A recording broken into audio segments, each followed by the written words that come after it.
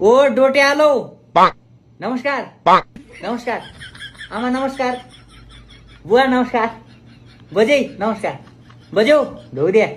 नमस्कार ओ नमस्कार नमस्कार अब मैले नमस्कार अरे देखा पाछा ल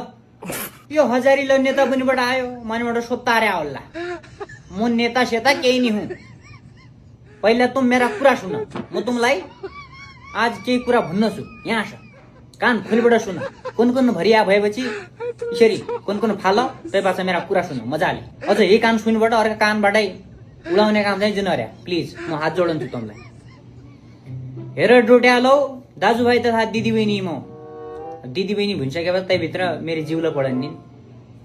जिउला ल अब मेरा कुरा सुन चुनाव आउन लाग्यो थोकाइ दिन बाँकी छन् अब आउन्न इतना भ्यागुत्ता जसी लादी फर्काएका भुँडी फर्काएका नेता भन्ने चुनावमा 5 वर्षसम्म कहाँ भएर आउँछन् जब चुनाव आउँछ तब नमस्कार नमस्कार नमस्कार भोलिबाट सोझा साझा जनता मलाई ललाई फकायरबाट भोट माग्दा यिनसँग होसियार बन्या होसियार जब चुनाव आउँछ तब यिनलाई जनता मोको माया लागन्छ और बेला यिनलाई शहर चाहिने काठमाडौँ चाहिने धनगढी चाहिने माल चाहिने तराई चाहिने जब चुनाव आउँछ तब यिनलाई गाउँ प्यारो लाग्दे तिनै गरिब आमा बुवा दाजुभाइ प्यारो लाग्दे तै बेला तिन नमस्कार अध्य चुनाव जितेका दोस्रा दिनबाटै टाप कहिले गाउँ नै देख्दा तिन टुरिस्ट पनिबाट आउने अब नि जिउलाई जाने चन्नालाई म खालि आफ्नै चेलाचेली म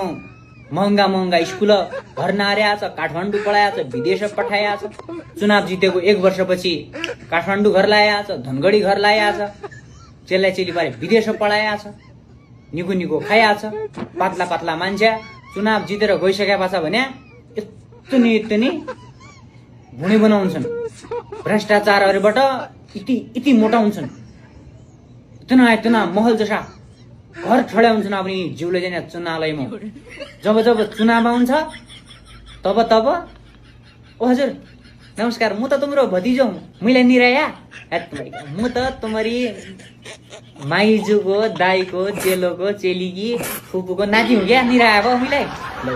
म त तुम्रो साइनो पड्ने मान्छे हौ हजुर ल ढौरी हजुर ल भोट चाहिँ मैले दिए आयो हजुर ल यो गाउँ ठाउँलाई त म सिङ्गापुर बनाइदिनु सिङ्गापुरमा कसम सिङ्गापुर बनाइदिने ल भोट चाहिँ मैले दिए हजुर ल